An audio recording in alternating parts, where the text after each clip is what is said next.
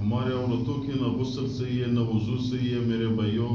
یہ ہمارے عورتوں کے ہمارے اوپر حق ہے کہ ہم یہ مسئلے ان کو سمجھائیں, ہم یہ مسئلے ان کو سکھائیں. آج کل اتنی آسانی ہے, ہر مولوی صاحب مفتی صاحب موبائل میں آپ لوگوں کو گھر میں مسائل دے رہے ہیں. تو یہ ہمارے عورتوں کے حق ہے, اس کی نہ غسل صحیح ہے نہ وضو صحیح ہے. اکثر عورتوں کی کس وجہ سے صحیح نہیں ہے؟ کچھ عورتوں نے ناک میں سونا ڈالا ہوا ہے, کچھ عورتوں نے کان میں ڈالا ہوا ہے, کچھ عورتوں نے انگوٹھی ڈالی ہوئی ہے.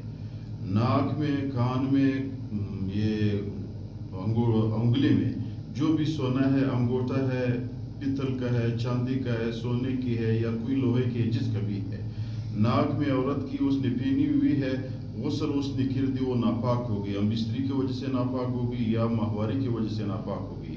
اگر وہ اس سونے کو یا اس چاندی کو جو بھی بالی لگی ہوئی ہے اس کو حرکت نہ دے, اس سوراخ کے اندر پانی نہ پہنچے, غسل صحیح نہیں ہے. اگر وہ اس فٹ لگا ہوا ہے کہ پانی اس سوراخ کے اندر نہیں جاتا, غسل صحیح نہیں ہے, وضو بھی صحیح نہیں ہے. اسی طرح کان کا مسئلہ ہے, کان کے سوراخ کے اندر اس نے سونا یا چاندی یا پتل یا جو بھی چیز اس نے لگا ہوا ہے, وہ اتنا فٹ لگا ہوا ہے کہ وہ سوراخ چھوٹا ہے, وہ بالکل بند ہے. تو پھر میرے بھائیوں اس کو حرکت دینا ضروری ہے تاکہ اندر پانی جائے. اگر پانی نہیں گئی تو پھر اس کی غسل بھی صحیح نہیں, وضو بھی صحیح, نماز بھی صحیح نہیں ہے. جو ہمارے لیے کھانا دیتے ہیں, چائے دیتے ہیں, پانی دیتے ہیں, وہ بھی ناپاکی میں دیتے ہیں. اسی طرح انگوٹھا ہے, مرد کی بھی ہے عورت کی بھی ہے.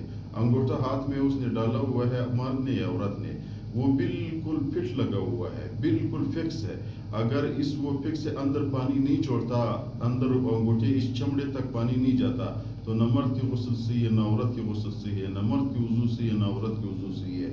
خدا نہ خواستہ غسل میں ہم نماز بھی پڑھتے ہیں, خدا نہ خواستہ غسل میں ہم قرآن کریم بھی اٹھاتے ہیں, ہماری عورتیں بھی اٹھاتی ہے, خدا نہ خواستہ غسل میں ہم سجدے بھی کرتے ہیں, دعائیں بھی کرتے ہیں, اور ہماری دعا قبول نہیں ہوتی ہے. اس لیے مسائل پہلے سیکھے, بعد میں اس کے